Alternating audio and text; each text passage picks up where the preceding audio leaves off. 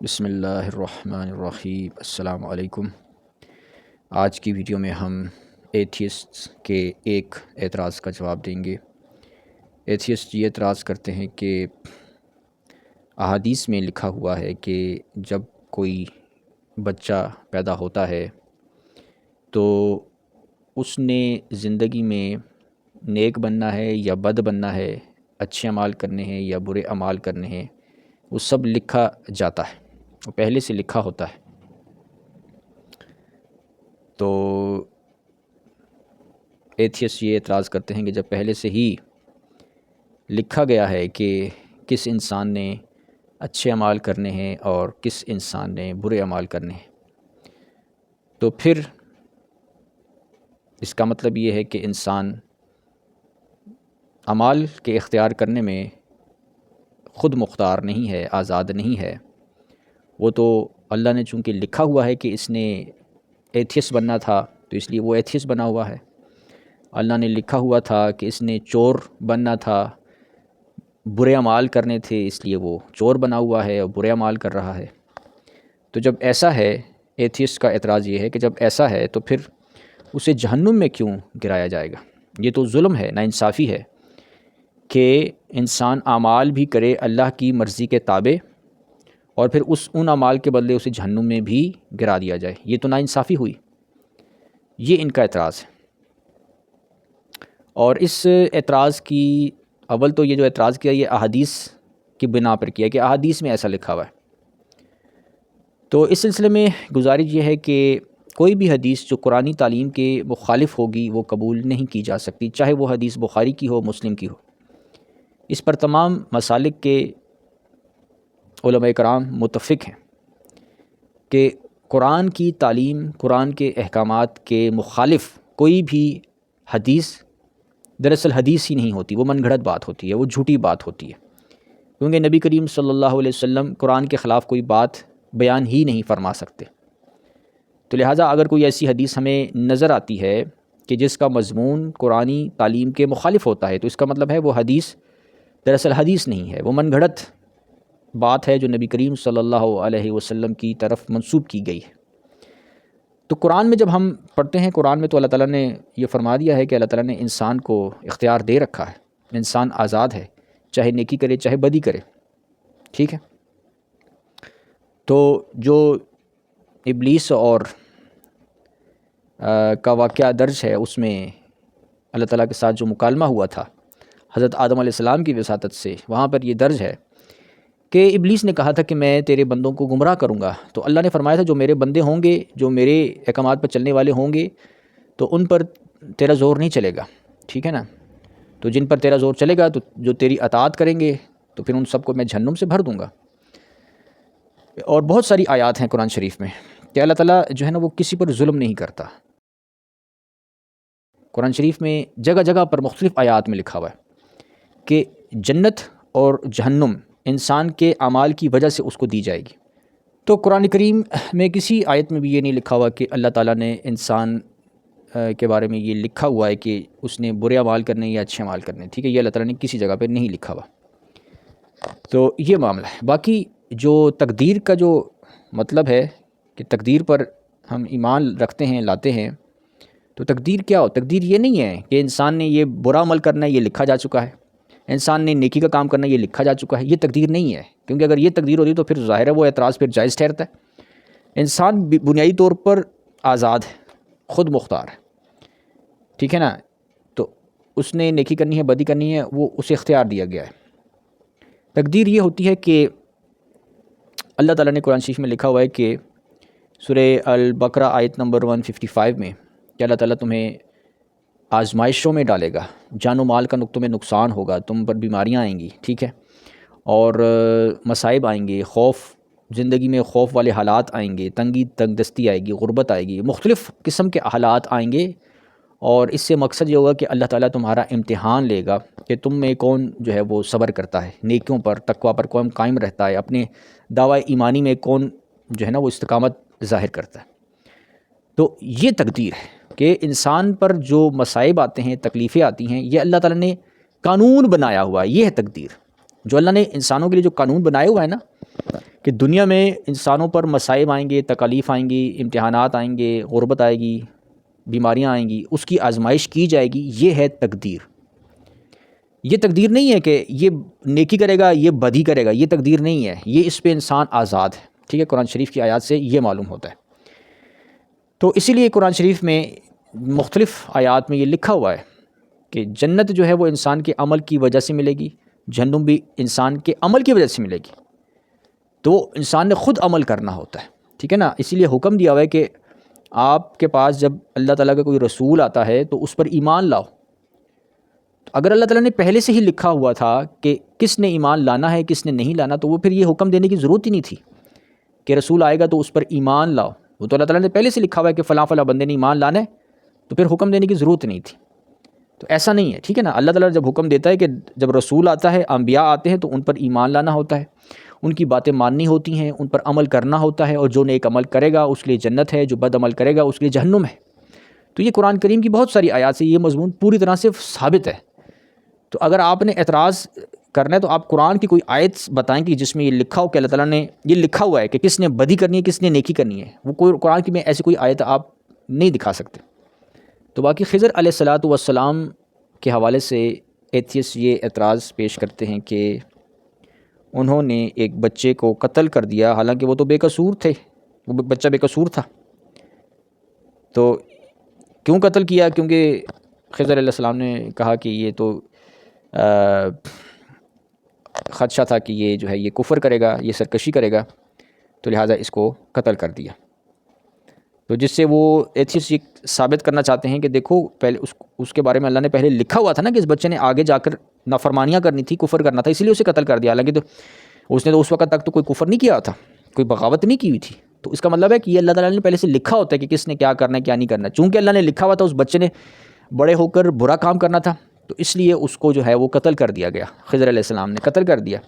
تو اس سے ثابت ہوا کہ وہ اللہ تعالیٰ پہلے سے لکھ دیتا ہے کہ کس نے اچھا کرنا ہے کس نے برا کرنا ہے.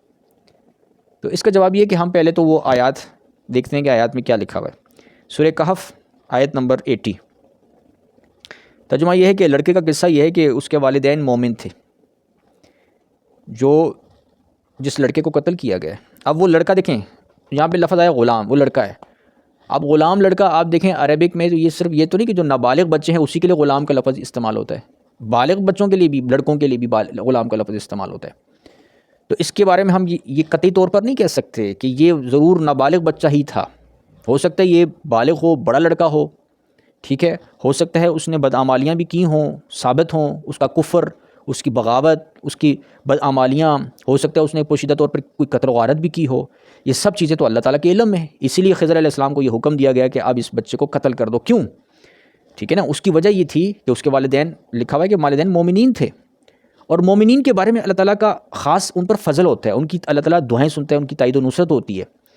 ٹھیک ہے نا، مومنین کی اللہ تعالیٰ تائید فرماتا ہے. اس لیے ہو سکتا ہے یہ مطلب یہ ہے کہ اللہ تعالیٰ کا ان کے والدین پر خاص فضل ہو کہ کیونکہ دیکھیں مومنین جو ہوتے ہیں وہ اللہ تعالیٰ سے دعائیں مانگتے رہتے ہیں نا کہ یا اللہ ہمیں دشمنوں کے شر سے محفوظ رکھ، ہمیں دشمنوں کے شر سے محفوظ رکھ، ہماری اولاد کو نیک بنا، متقی بنا. ٹھیک ہے، اور وہ یہ چاہتے ہیں. تو اب اللہ تعالیٰ کے علم میں یہ بات آ گئی تھی کہ یہ جو لڑکا ہے ان کا، یہ تو نیک بننا ہی نہیں چاہتا، یہ تو باغی ہو چکا ہے، یہ تو کافر ہو چکا ہے، اور یہ آگے بھی مزید کفر کر سکتا ہے اور کیا بھی ہوگا. ٹھیک ہے نا، تو اس لیے اللہ تعالیٰ نے ان کے والدین پر فضل فرمایا. ٹھیک ہے نا، ممکن ہے والدین نے دعا کی ہو، کیونکہ دیکھیں مومنین کا ذکر ہے تو مومنین تو ہوتے ہی وہ ہیں کہ جو اللہ سے دعائیں مانگتے رہتے ہیں، اللہ سے مدد مانگتے ہیں. تو اللہ تعالیٰ نے ان کی مدد کی ہوگی اس طریقے سے کہ ان کو ایک فتنے سے نجات دے دی ہوگی کہ جس میں وہ ان کے لیے بھی مسائل پیش آ سکتے ہوں. ٹھیک ہے، جیسے دیکھیں سورہ فاتحہ میں بھی ہمیں دعا سکھائی ہے کہ غیر المغضوب علیہم ولا الضالین، کہ اللہ ہمیں ان لوگوں کے رستے سے محفوظ رکھ کہ جن پر تیرا غضب نازل ہوا اور جو گمراہ ہوئے. تو اب یہ ہم خود دعا مانگتے ہیں. تو اب یہ اس طرح کی جو دعائیں ہیں تو آپ کا کیا خیال ہے، یہ صرف اسلام میں ہی نبی کریم صلی اللہ علیہ وسلم کی بعثت کے بعد ہی دعائیں سکھلائی گئی ہیں؟ یہ تو حضرت آدم علیہ السلام سے دعائیں ہیں، چلتی آ رہی ہیں. ٹھیک ہے نا، تو اس لیے ہر زمانے میں یہ معاملہ ہوتا ہے کہ مومنین جو ہوتے ہیں وہ دعائیں مانگتے ہیں اللہ تعالیٰ سے کہ اللہ تعالیٰ انہیں گمراہی سے محفوظ رکھے. تو اب یہ امکان موجود ہے کہ اللہ تعالیٰ کے علم میں یہ بات ہو کہ اس لڑکے نے قتل و غارت کی ہو، بغاوت کی ہو، ٹھیک ہے، اور ایسی چالاکی سے کی ہو کہ لوگوں کی نظر میں وہ پوشیدہ ہو، ٹھیک ہے، لیکن اللہ تعالیٰ کو پتہ ہے، اور اللہ تعالیٰ نے خضر علیہ السلام کو وحی کر دی ہو تو کہ اب اس لڑکے کو قتل کر دو، کیونکہ اس کے والدین جو ہے وہ تو مومنین ہیں، وہ تو نیک ہیں، اور یہ الٹا اپنے والدین کے خلاف بھی کچھ کارروائی کر سکتا ہے، ان کے لیے پریشانی کا موجب ہو سکتا ہے۔ اور آج کے زمانے میں تو آپ دیکھ سکتے ہیں کہ جو نابالغ بچے ہوتے ہیں، نابالغ لڑکے ہوتے ہیں، وہ بھی قتل و غارت کرتے ہیں، وہ بھی کتنی کتنی برائیوں میں ملوث ہوتے ہیں۔ تو ایسا تو نہیں ہے کہ نابالغ لڑکا ہے تو اس نے قتل و غارت کیا تو وہ جناب بے قصور ہے، ایسا نہیں ہے۔ اگر وہ نابالغ لڑکا ہے، وہ برائیوں میں ملوث ہے، ٹھیک ہے نا، تو بھی وہ اللہ کے نظر اللہ زیادہ بہتر جانتا ہے، ٹھیک ہے نا، کہ کون کس ٹریک پر جا رہا ہے اور آگے وہ کس حد تک جائے گا، تو اللہ کو سب پتہ ہے۔ تو لہٰذا لفظ غلام سے یہ ثابت نہیں ہوتا کہ وہ نابالغ بچہ ہی تھا، ممکن ہے وہ بڑا ہو۔ وہ جو موسیٰ علیہ السلام نے اس آیت میں یہ بھی ذکر ہے کہ موسیٰ علیہ السلام نے جب اس لڑکے کو قتل کیا تو موسیٰ علیہ السلام نے یہ پوچھا کہ آپ نے ایک بے گناہ لڑکے کو کیوں قتل کیا، تو وہ بے گناہ کا جو لفظ یوز کیا جا رہا ہے وہ موسیٰ علیہ السلام کی جانب سے ہے۔ تو یہ آیت نمبر سورہ کہف آیت نمبر 74۔ چنانچہ وہ دونوں جب پھر چل پڑے تو ایک لڑکے کو ملے جسے خضر علیہ السلام نے قتل کر ڈالا۔ موسیٰ نے کہا تم نے تو ایک بے گناہ شخص کو مار ڈالا۔ اب یہ موسیٰ علیہ السلام فرما رہے ہیں کہ خضر علیہ السلام سے کہ آپ نے ایک بے گناہ شخص کو مار ڈالا۔ تو وہ کون کہہ رہا ہے؟ یہ موسیٰ علیہ السلام کی نظر میں وہ لڑکا بے گناہ تھا۔ موسیٰ علیہ السلام کو تو علم نہیں تھا نا پورے پس منظر کا کہ لڑکا کیا تھا کیا نہیں تھا، وہ تو موسیٰ علیہ السلام کو یہ لگا کہ یہ بے قصور ہے، اس لیے وہ یہ کہہ رہے ہیں کہ آپ نے ایک بے گناہ شخص کو مار ڈالا جس نے کسی کا قتل نہیں کیا تھا۔ یہ تو موسیٰ علیہ السلام کہہ رہے ہیں، کیونکہ موسیٰ علیہ السلام کو اصل واقعے کا تو علم نہیں تھا۔ تو آگے جو آیت نمبر 80 ہے اس میں خضر علیہ السلام نے یہ وجہ بتائی، اور وہ جو لڑکا تھا اس کے ماں باپ دونوں مومن تھے، ہمیں اندیشہ ہوا کہ وہ ان کو سرکشی اور کفر میں نہ پھنسا دے۔ تو اللہ تعالیٰ کو زیادہ پتہ ہے کہ کس کو اس دنیا میں بھی عذاب دینا ہے۔ دیکھو اللہ تعالیٰ نے ٹھیک ہے ہر بندے کو ڈیل دی ہوتی ہے، یہ اب کوئی لازمی اصول نہیں ہے کہ جو بھی کفر کرنے والا ہوگا اس کو پہلے سے قتل کر دیتا ہے اللہ تعالیٰ۔ اللہ تعالیٰ تو قتل نہیں کرتا، اللہ تعالیٰ تو قرآن شریف میں آیات موجود ہے کہ ڈھیل دیتا ہے کافروں کو، بدعملوں کو اللہ تعالیٰ ڈھیل بھی دیتا ہے۔ لیکن یہاں پہ اللہ تعالیٰ نے کوئی خصوصی رعایت کا معاملہ فرمایا۔ اس کے والدین چونکہ مومن تھے تو ان پر اللہ تعالیٰ خاص فضل تھا۔ جیسے نبی کے مخالفین میں سے جو بعض اشد درجہ کے مخالفین ہوتے ہیں ان کو اللہ تعالیٰ قتل کر دیتا ہے، ہلاک کر دیتا ہے، دنیا میں ہی ہلاک کر دیتا ہے۔ کئی مخالفین ایسے ہوتے ہیں جن کو اللہ تعالیٰ زندہ رکھتا ہے، جن کو اللہ تعالیٰ کھلی ڈھیل دیتا ہے، اور بعض کو اللہ تعالیٰ دنیا میں ہی ہلاک کر دیتا ہے، دنیا میں ہی ان کو سزا دے دیتا ہے۔ بعض مخالفین، بعض بدعملوں کے بارے میں اللہ تعالیٰ کا یہ قانون بھی ہے نا، وہ اللہ کی مرضی ہے، اللہ تعالیٰ خالق مالک ہے، مرضی اللہ کی چلے گی۔ آپ اعتراض نہیں کر سکتے کہ بھئی اللہ تعالیٰ نے ایسا کیوں کیا۔ اللہ تعالیٰ کی مرضی ہے کہ جس کافر کو چاہے اس دنیا میں غرق کر دے، جس کافر کو چاہے اللہ تعالیٰ ڈھیل دے۔ عام اصول تو اللہ تعالیٰ کا یہی ہے کہ اللہ تعالیٰ ڈھیل دیتا ہے، اللہ تعالیٰ ڈھیل دیتا ہے۔ کس کو پکڑتا ہے وہ اللہ کی مرضی ہے، وہ ایک سمجھے ایک سرپرائز ہوتا ہے کافروں کے لیے اور بدعملوں کے لیے، وہ ایک سرپرائز ہوتا ہے۔ کس کو اللہ تعالیٰ فوراً گرفت میں لے لیتا ہے اور جلدی لیتا ہے وہ اللہ کی مرضی ہے، ٹھیک ہے۔ تو عام اصول یہی ہوتا ہے کہ اللہ تعالیٰ ڈھیل دیتا ہے۔ تو اب یہاں پہ معاملہ یہ کہ چونکہ اس لڑکے کے والدین مومن تھے اور مومنین پر اللہ تعالیٰ کا خاص فضل ہوتا ہے، وہ دعائیں مانگتے ہوں گے کہ ہمیں گمراہی سے بچا، ہمیں برے لوگوں سے محفوظ رکھ، ہمیں بدماشوں سے، دشمنوں سے محفوظ رکھ، جیسے کہ ہر مومنین یہ دعائیں مانگتے رہتے ہیں۔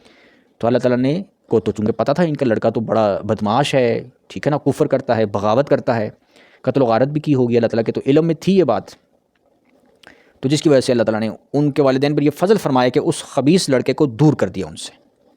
اور وہ خضر علیہ السلام یہ واقعہ بیان کرتے ہیں کہ ہمیں یہ خدشہ ہوا کہ یہ مجبور کرے گا ان کے والدین کو بھی مجبور کرے گا سرکشی میں اور کفر میں، سرکشی میں اور کفر میں۔ اس کا مطلب ہے وہ سرکشی پر قائم تھا، وہ کفر پر قائم تھا۔ اور اگلی آیت میں فرمایا، آیت نمبر سورہ کہف آیت نمبر 81 میں، لہٰذا ہم نے چاہا، خضر علیہ السلام فرماتے ہیں، لہٰذا ہم نے چاہا کہ ان کا رب اس لڑکے کے بدلے انہیں اس سے بہتر لڑکا عطا کرے۔ اس کا مطلب ہے وہ بہتر نہیں تھا، یہ جو فرمایا کہ ہم اللہ تعالیٰ نے چاہا کہ اس لڑکے سے بہتر لڑکا عطا کرے، اس کا مطلب ثابت ہوتا ہے کہ وہ لڑکا بہتر نہیں تھا، ٹھیک ہے نا۔ جیسے کہ فرمایا کہ اس سے بہتر لڑکا عطا کرے جو پاکیزہ اخلاق والا اور رشتہ داروں سے اچھا سلوک کرنے والا ہو۔ اس کا مطلب ہے وہ لڑکا پاکیزہ اخلاق والا نہیں تھا اور رشتہ داروں سے اچھا سلوک کرنے والا نہیں تھا۔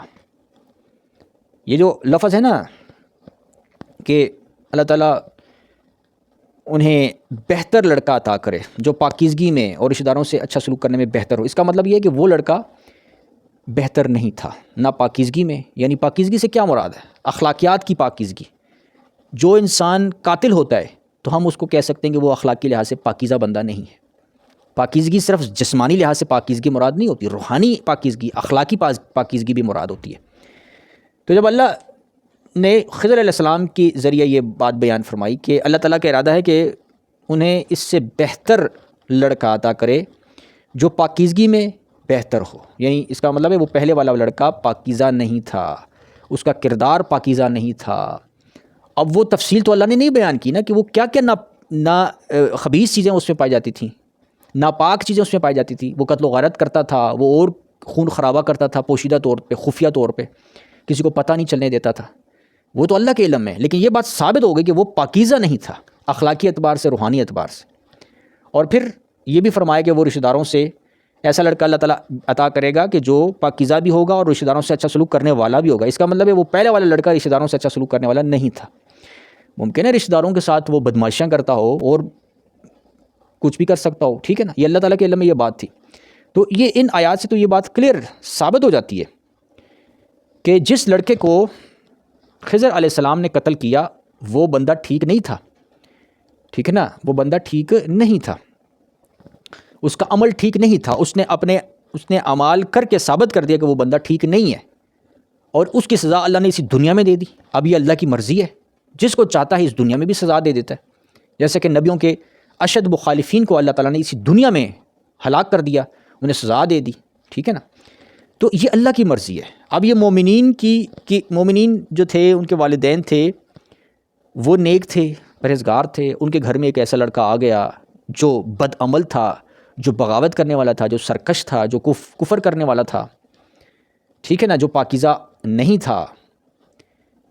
تو یہ اللہ کے علم میں یہ بات تھی، اسی لیے اللہ نے چاہا کہ یہ جو مومنین والدین ہیں ان کو اس خبیث اولاد کے شر سے محفوظ رکھا جائے، لہٰذا اللہ نے حکم بھیج دیا خضر علیہ السلام کو۔ اور خضر علیہ السلام کون تھے؟ وہ اللہ کے نبی تھے، ٹھیک ہے۔ تو اللہ تعالیٰ کے نبی تھے اور وہ حضرت موسیٰ علیہ السلام کے تابع بھی نہیں تھے، ٹھیک ہے نا۔ ایک تو یہ ہے نا کہ شریعت میں جو موسوی شریعت ہے اس میں یہ ہے کہ موسیٰ علیہ السلام وہ شریعت لے کر آئے تو لوگ جو ہیں وہ حضرت موسیٰ علیہ السلام کے تابع ہوتے ہیں، ٹھیک ہے نا۔ لیکن خضر، اس واقعے سے تو یہ تمام سٹوری سے تو معلوم یہ ہوتا ہے کہ خضر علیہ السلام حضرت موسیٰ علیہ السلام کے تابع نہیں تھے۔ اس کا مطلب ہے کہ وہ الگ سے ایک نبی تھے، ان کا ایک الگ مشن تھا، وہ الگ مقام پر مامور تھے اللہ کی طرف سے، ٹھیک ہے۔ تو لہٰذا یہ معاملہ ہوا کہ یہ اب اللہ تعالیٰ کی مرضی ہے کہ وہ جس کو چاہے اس دنیا میں بھی سزا دے دے اور جس کو چاہے جو ہے وہ ڈھیل دے۔ تو اس لیے قرآن میں اور کوئی ایسی آیت جو ہے نا ایتھیسٹ پیش نہیں کر سکتے جس سے یہ ثابت ہوتا ہو کہ انسان جو دنیا میں نیکیاں کرتا ہے اور بدیاں کرتا ہے وہ اللہ نے پہلے سے لکھی ہوئی ہیں، پہلے سے اللہ تعالیٰ نے نہیں لکھی ہوئی، بلکہ انسان کو اختیار دے رکھا ہے، انسان کو اختیار دے رکھا ہے۔ تو جو بدیاں کرتا ہے پھر وہ اللہ کی مرضی ہے، ان بدیوں کی وجہ سے اللہ تعالیٰ انہیں ہلاک کر دے، سزا اسی دنیا میں دے دے، یا ہو سکتا ہے اللہ تعالیٰ لمبی مہلت دے دے، 100 سال تک کوئی جی لے، یہ اللہ کی مرضی ہے۔ تو یہ معاملہ ہے، اسی لیے جنت اور دوزخ جو ہے وہ انسان کے اپنے اعمال اور کوششوں کے سبب اس سے ملے گی۔ تو قرآن کریم میں بہت ساری آیات ہیں جس سے یہ ثابت ہوتا ہے کہ انسان جو ہے وہ اعمال کے اختیار کرنے میں آزاد ہے۔ جیسے کہ مثال کے طور پر سورہ انعام آیت نمبر 120 ہے، اس میں اللہ فرماتا ہے کہ تم ظاہر گناہوں کو بھی چھوڑو اور چھپے گناہوں کو بھی چھوڑ دو۔ اگر انسان مجبور ہوتا کہ اللہ نے لکھ رکھا ہے کہ اس نے برے اعمال کرنے ہیں، اس نے نیک اعمال کرنے ہیں، تو یہ اللہ تعالیٰ حکم کیوں فرماتا کہ تم ظاہری گناہوں کو بھی چھوڑ دو اور پوشیدہ گناہوں کو بھی چھوڑ دو۔ اس آیت سے ثابت ہوتا ہے کہ گناہوں کو چھوڑنے کا جو اختیار ہے وہ انسان کے پاس ہے، وہ چھوڑ سکتا ہے، اسی لیے تو اللہ نے حکم دیا ہوا ہے کہ تم ظاہری گناہوں کو بھی چھوڑ دو اور پوشیدہ گناہوں کو بھی چھوڑ دو۔ وَذَرُوا ظَاهِرَ الْإِثْمِ وَبَاطِنَهُ إِنَّ الَّذِينَ يَكْسِبُونَ الْإِثْمَ سَيُجْزَوْنَ بِمَا كَانُوا يَقْتَرِفُونَ، کہ تم ظاہری گناہوں کو بھی چھوڑ دو اور پوشیدہ گناہوں کو بھی چھوڑ دو، اور جو لوگ گناہ کے کام کرتے ہیں انہیں جلد ہی ان کی سزا مل کر رہے گی۔ اور قرآن سے ثابت ہے کہ سزا اللہ تعالیٰ بعض لوگوں کو دنیا میں بھی دیتا ہے اور بعض لوگوں کو لمبی ڈھیل دیتا ہے اور پھر مرنے کے بعد جہنم میں گراتا ہے۔ تو لہٰذا یہ آیت ثابت کرتی ہے کہ انسان جو ہے نا وہ گناہ کرنے میں اور نیک اعمال اختیار کرنے میں جو ہے نا وہ اسے اختیار دیا گیا ہے، ورنہ اللہ تعالیٰ یہ حکم نہ فرماتا۔ اسی طرح سورہ الاعراف آیت نمبر 96 میں فرمایا، اگر یہ بستیوں والے ایمان لاتے، یعنی اللہ کے نبی پر ایمان لے آتے اور اللہ کی نافرمانی سے بچتے۔ اب اگر اللہ کی نافرمانی کرنے پر انسان لوگ مجبور تھے، وہ اللہ نے لکھ رکھا تھا، تو اللہ تعالیٰ یہ حکم کیوں فرماتا کہ اگر یہ بستی والے نبی پر ایمان لے آتے اور اللہ کی نافرمانی سے بچتے تو ہم ان پر آسمان اور زمین کی برکات کے دروازے کھول دیتے۔ اس سے ثابت ہوا کہ اللہ تعالیٰ نے کسی کے لیے لکھا نہیں ہوا کہ اس نے بدی کرنی ہے، اس نے نیکی کرنی ہے، لکھا نہیں ہوا۔ یہ اللہ تعالیٰ آزمائش کے طور پر دنیا بنائی ہے، لوگوں کو اس دنیا میں بھیجا ہے، اور نبی آتا ہے، وہ تبلیغ کرتا ہے، پھر سب لوگوں کا ٹیسٹ ہو رہا ہوتا ہے، کون ایمان لائے گا، کون انکار کرے گا۔ جو ایمان لائے گا ان کے لیے فائدہ ہے، جو انکار کرے گا ان کے لیے نقصان ہے۔ ٹھیک ہے، تو اللہ فرماتا ہے کہ اگر یہ بستی والے ایمان لے آتے اور اللہ کی نافرمانی سے بچتے تو ہم ان پر آسمان اور زمین کی برکات کے دروازے کھول دیتے، لیکن انہوں نے تو جھٹلا دیا، انہوں نے تو اللہ تعالیٰ کے حکم کو جھٹلا دیا، پھر ہم نے انہیں ان کے اعمال کے باعث پکڑ لیا۔ تو پکڑا کیسے؟ ان کے اعمال کے باعث، اور وہ اپنے اعمال میں آزاد تھے۔ اللہ نے فرمایا کہ اگر وہ ایمان لے آتے تو ان پر جو ہے زمین و آسمان سے برکتوں کے دروازے کھل جاتے۔ تو اگر پہلے سے لکھا ہوا تھا اللہ تعالیٰ نے کہ انہوں نے تو ایمان نہیں لانا، انہوں نے برے اعمال کرنے ہیں، تو اللہ تعالیٰ یہ کیوں فرماتا کہ اگر یہ بستی والے ایمان لے آتے؟ اس کا مطلب ہے بستی والے آزاد تھے، انہیں اختیار دیا گیا ہوا تھا۔ تو یہ معاملہ ہے، اور اس طرح بہت ساری آیات قرآن شریف میں موجود ہیں کہ اللہ تعالیٰ جو ہے نا وہ ظالم نہیں ہے، وہ کسی پر ظلم نہیں کرتا۔ انسان خود اپنے اوپر ظلم کرتا ہے، بدعملیاں کر کے، بدعمالیاں اختیار کر کے انسان خود جو ہے وہ اپنے اوپر ظلم کرتا ہے۔ اس کے علاوہ ایتھیسٹ یہ بھی اعتراض کرتے ہیں کہ قرآن شریف میں لکھا ہوا ہے کہ اللہ تعالیٰ نے کافروں کے دلوں پر مہر لگا دی ہے، تو جب اللہ نے مہر لگا دی ہے تو پھر قصور تو معاذ اللہ اللہ تعالیٰ کا ہے۔ اللہ نے مہر لگا دی ہے، ہدایت پانے سے روک دیا ہے، تو اس میں تو پھر ہمارا قصور نہیں ہے کہ ہم ہدایت یافتہ نہیں ہیں۔ اور ایسے ہی پھر قرآن میں یہ بھی لکھا ہوا ہے کہ اللہ ہی ہے جس کو چاہتا ہے ہدایت دیتا ہے اور جس کو چاہتا ہے گمراہ کرتا ہے۔ تو ایتھیسٹ کہتے ہیں کہ دیکھو، ہدایت بھی اللہ دیتا ہے اپنی مرضی سے، گمراہ بھی اللہ کرتا ہے اپنی مرضی سے، تو لہٰذا انسان تو مجبور ہے، مرضی تو اللہ تعالیٰ کی چل رہی ہے انسان پہ کہ کس نے ہدایت پر رہنا ہے، کس نے گمراہی پہ رہنا ہے، یہ تو مرضی تو اللہ تعالیٰ کی چل رہی ہے۔ تو یہ بھی ایتھیسٹ اعتراض کرتے ہیں۔ تو اس کا جواب یہ ہے کہ قرآن شریف کی آیات کے مطابق اللہ تعالیٰ جب کسی کے دل پر مہر لگاتا ہے تو اس میں دراصل قصور انسان کا اپنا ہوتا ہے، انسان کا اپنا قصور ہوتا ہے۔ جب وہ بدعملی اختیار کرتا ہے تو اس کے نتیجے میں اس کے دل پر مہر لگ جاتی ہے۔ مہر لگنے سے مراد یہ ہے کہ اس کی فطرت ٹیڑھی ہو جاتی ہے۔ وہ جب خود اپنی مرضی سے انسان حق کا انکار کرتا ہے تو کیا ہوتا ہے کہ اس کے نتیجے میں پھر اس کی فطرت ٹیڑھی ہو جاتی ہے اور وہ جو ہے ہدایت قبول نہیں کرتا۔ تو قرآن شریف میں بہت ساری آیات اس بارے میں موجود ہیں، جیسے مثال کے طور پہ سورہ حج آیت نمبر 4، اس میں لکھا ہوا ہے کہ جس شیطان کے بارے میں لکھ دیا گیا ہے، جس کے بارے میں لکھ دیا گیا ہے کہ جس شیطان کے بارے میں لکھ دیا گیا ہے کہ جو شخص اسے دوست رکھے گا تو وہ اسے گمراہ کر دے گا، جو شیطان کو دوست رکھے گا وہ اسے گمراہ کر دے گا اور اسے دوزخ کے عذاب کا راستہ دکھائے گا۔ تو بنیادی طور پر تو گمراہ جو ہے وہ شیطان کرتا ہے، ٹھیک ہے۔ اسی طرح پھر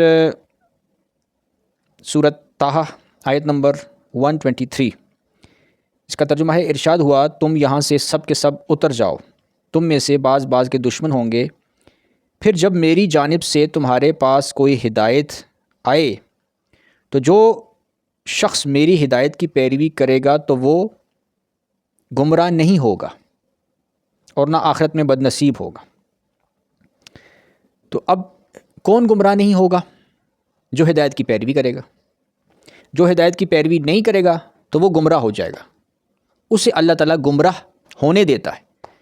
یہ گمراہی کا فیصلہ دراصل انسان خود کرتا ہے، تو اللہ تعالیٰ پھر اسے گمراہ ہونے دیتا ہے اسے، یعنی کہ ایسا نہیں ہے کہ انسان خود گمراہ ہونا چاہے اور اللہ تعالیٰ اسے گمراہی سے بچائے، ایسا نہیں ہوتا۔ ہدایت کے معاملے میں بھی یہ ضابطہ ہے کہ اللہ تعالیٰ ایسا نہیں ہے کہ مطلب 4 بندے سامنے کھڑے ہوئے ہیں اور اللہ تعالیٰ اپنی مرضی سے 5 لوگوں کو ہدایت دے دے، 5 لوگوں کو گمراہ کر دے۔ تو اگر ایسا ہو تو پھر تو یہ ناانصافی ہوگی، پھر انہیں جنت 5 کو جنت مل جائے گی، ان 5 کو جہنم مل جائے گی، تو یہ تو ناانصافی ہے، وہ تو مرضی تو اللہ تعالیٰ کی چل رہی ہے اس میں۔ تو ایسا نہیں ہوتا۔ اللہ تعالیٰ جب 5 لوگوں کو ہدایت دیتا ہے تو اس کا بھی اصول اللہ تعالیٰ نے بیان فرما دیا ہے کہ وَالَّذِينَ جَاهَدُوا فِينَا لَنَهْدِيَنَّهُمْ سُبُلَنَا، کہ جو ہمارے رستے میں جد و جہد اختیار کرتا ہے، ہمیں حاصل کرنا چاہتا ہے، ہمارے رستے پر چلنا چاہتا ہے، ہم میں جستجو کرتا ہے ہمیں پانے کی، تو ہم اسے اپنی راہیں دکھا دیتے ہیں۔ تو یہ ضابطہ ہے۔ اسی طرح اس آیت میں بھی اللہ تعالیٰ نے فرما دیا کہ جب اللہ تعالیٰ کی طرف سے کوئی ہدایت آتی ہے تو جو میری ہدایت کی پیروی کرے گا تو وہ گمراہ نہیں ہوگا۔ سمپل سی بات ہے، یہ اللہ تعالیٰ نے ضابطہ، قاعدہ، اصول، قانون مقرر فرما دیا ہے کہ گمراہ کون ہوگا۔ اللہ تعالیٰ کس کو گمراہ ہونے دیتا ہے؟ اس کو گمراہ ہونے دیتا ہے کہ جو ہدایت اللہ تعالیٰ کی قبول نہیں کرتا، جو شیطان کی پیروی اختیار کرتا ہے۔ اسی طرح پھر دل پر مہر اللہ تعالیٰ کن کے لگاتا ہے؟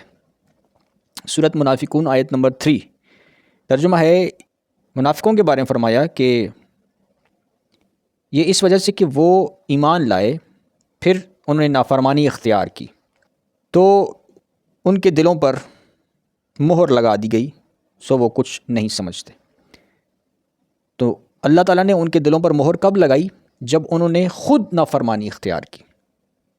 ذالک بانہم آمنوا ثم کفروا، کہ پہلے وہ ایمان لائے پھر انہوں نے اللہ کی نافرمانی اختیار کی، تو اس نافرمانی کے نتیجے میں ان کے دلوں پر مہر لگ گئی۔ مہر لگنے کا مطلب ہے ان کی فطرت میں اب وہ عادت بن جائے گی نافرمانیاں کرنے کی، وہ بار بار نافرمانیاں کرتے جائیں گے اور اس میں ترقی کرتے چلے جائیں گے۔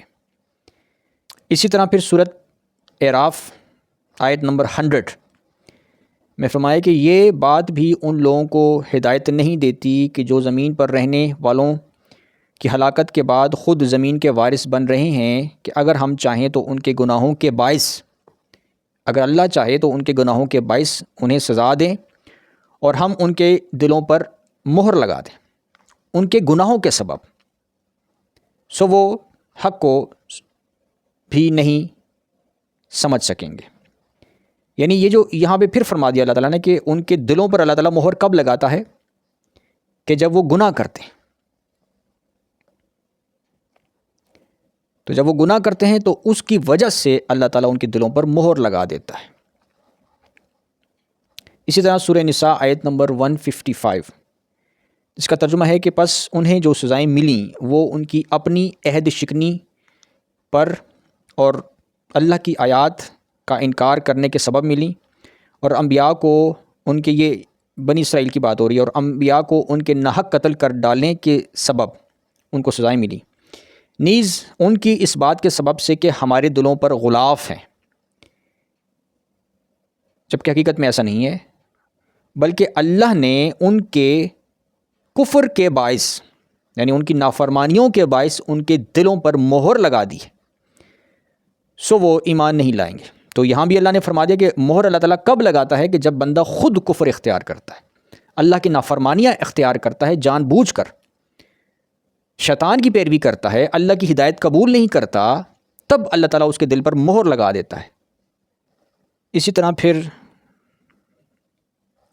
سورۃ مطففین سورۃ نمبر 83 اور آیت نمبر 13 ہے، 13-14، اس کا ترجمہ ہے کہ جب اس پر ہماری آیتیں پڑھ کر سنائی جاتی ہیں، یعنی قرآن کے احکامات اس کے سامنے پیش کیے جاتے ہیں، نبی جب اس کو تبلیغ کرتا ہے یا نبی کے ماننے والے جو مومنین ہیں وہ جب تبلیغ کرتے ہیں، فرمایا اذا تتلی علیہ آیاتنا قال اساطیر الاولین، کہ جب اس پر ہماری آیتیں پڑھ کر سنائی جاتی ہیں تو کہتا ہے کہ یہ تو گزرے ہوئے لوگوں کی کہانیاں ہیں۔ اللہ فرماتا ہے کلا بل رأن علی قلوبہم ما كانوا یکسبون، کہ ایسا ہرگز نہیں، بلکہ حقیقت یہ ہے کہ ان کے دلوں پر ان کے اعمال بد کا زنگ چڑھ گیا ہے۔ ان کے دلوں پر جو زنگ چڑھا ہوا ہے نا، وہ ان کے اعمال بد کی وجہ سے چڑھا ہوا ہے، جو انہوں نے وہ اعمال اختیار کیے۔ تو یہ معاملہ ہے کہ جو انسان کے دل پر زنگ لگ جاتا ہے، پردہ پڑ جاتا ہے، ٹھیک ہے نا، تو وہ اس وجہ سے پڑتا ہے کہ وہ انسان خود ہدایت کو قبول کرنا نہیں چاہتا، اس لیے اس بد عملی کی وجہ سے، اس نافرمانی اور کفر کی وجہ سے اس کے دل پر زنگ لگ جاتا ہے، مہر لگ جاتی ہے۔ تو ان آیات سے معلوم یہ ہوا کہ گمراہ بنیادی طور پر تو شیطان کرتا ہے، اور اللہ تعالیٰ جب فرماتا ہے کہ اللہ تعالیٰ گمراہ کرتا ہے تو اس کا مطلب یہ ہوتا ہے کہ اللہ تعالیٰ گمراہ ہونے دیتا ہے۔ کیوں؟ کیونکہ اللہ تعالیٰ کی یہ قانون ہے، یہ اصول ہے، یہ قاعدہ ہے، یہ ضابطہ ہے کہ اللہ تعالیٰ جب اپنے انبیاء بھیجتا ہے تو ان کی باتیں سن کر اللہ تعالیٰ پر ایمان لانا ہوتا ہے، ہدایت قبول کرنی ہوتی ہے۔ نہیں کرو گے، شیطان کے نقش قدم پر چلو گے، تو پھر کیا ہوگا کہ اللہ تعالیٰ گمراہ ہونے دے گا، یہ مراد ہے۔ تو اس لیے یہ ہے کہ اللہ تعالیٰ نے پہلے سے یہ لکھا ہوا نہیں ہے کہ کون نیکی پر رہے گا، کون بدی پر رہے گا، اس میں اللہ تعالیٰ نے انسانوں کو اختیار دیا ہوا ہے کہ وہ اپنی مرضی کر کے جو ہے نا نیکی کو بھی اختیار کر سکتے ہیں، بدی کو بھی اختیار کر سکتے ہیں۔ تو اصول یہی ہے کہ جب اللہ تعالیٰ کی طرف سے ہدایت آتی ہے، جیسے اب ہمارے سامنے قرآن ہدایت ہے، تو اب ہم قرآن کو پڑھیں گے، سمجھیں گے، اس کو فالو کریں گے تو ہمیں ہدایت مل جائے گی۔ ہم نہیں پڑھیں گے، ہم انکار کریں گے، ٹھیک ہے نا، ہم بہانے ڈھونڈیں گے کہ انکار کیسے کیا جائے، تو پھر ہم گویا ہم شیطان کی اطاعت کر رہے ہیں، تو اس طرح ہم گمراہ ہو جائیں گے، اور اس نتیجے میں پھر ہمارے دلوں پر زنگ لگ جائے گا، اور زنگ کے نتیجے میں کیا ہوگا کہ بس ہم اسی پر پھر قائم رہیں گے۔ یہ معاملہ ہے۔ اب ایتھیسٹ کے لیے، جو ایتھیسٹ ہیں ان کے لیے اتمام حجت یہ قرآن کریم ہے۔ قرآن شریف میں اللہ تعالیٰ نے بتا دیا ہے کہ اللہ کی بات مانو گے، دلائل بھی اللہ تعالیٰ نے دے دی ہیں۔ قرآن کریم میں اللہ تعالیٰ نے آیات بالکل واضح طور پر بیان فرما دی ہیں، نشانات بیان فرما دی ہیں، سائنٹیفک فیکٹس جو 1400 سال پہلے قرآن میں درج ہو چکے ہیں، آج سچے ثابت ہو گئے، سائنٹیفک فیکٹس سچے ثابت ہو گئے۔ تو وہ سائنٹیفک فیکٹس جو تھے وہ 1400 سال پہلے تو کسی نے بیان نہیں کیے تھے، تو اللہ تعالیٰ نے قرآن شریف میں فرما دیا ہے کہ ایمان لے آؤ گے قرآن شریف پر، اللہ کی اطاعت کرو گے، نیک اعمال کرو گے، برائیوں سے بچ کے رہو گے تو امن میں رہو گے، مرنے کے بعد جنت ملے گی۔ یہ اتمام حجت ہو چکی ہے ایتھیسٹ پر بھی۔ تو اب اگر وہ قرآن شریف دیکھ کر پڑھ کر بھی انکار کریں گے تو وہ پھر کافر ہیں، وہ پھر عذاب کے مستحق ہو جائیں گے۔ وآخر دعوانا ان الحمد للہ رب العالمین۔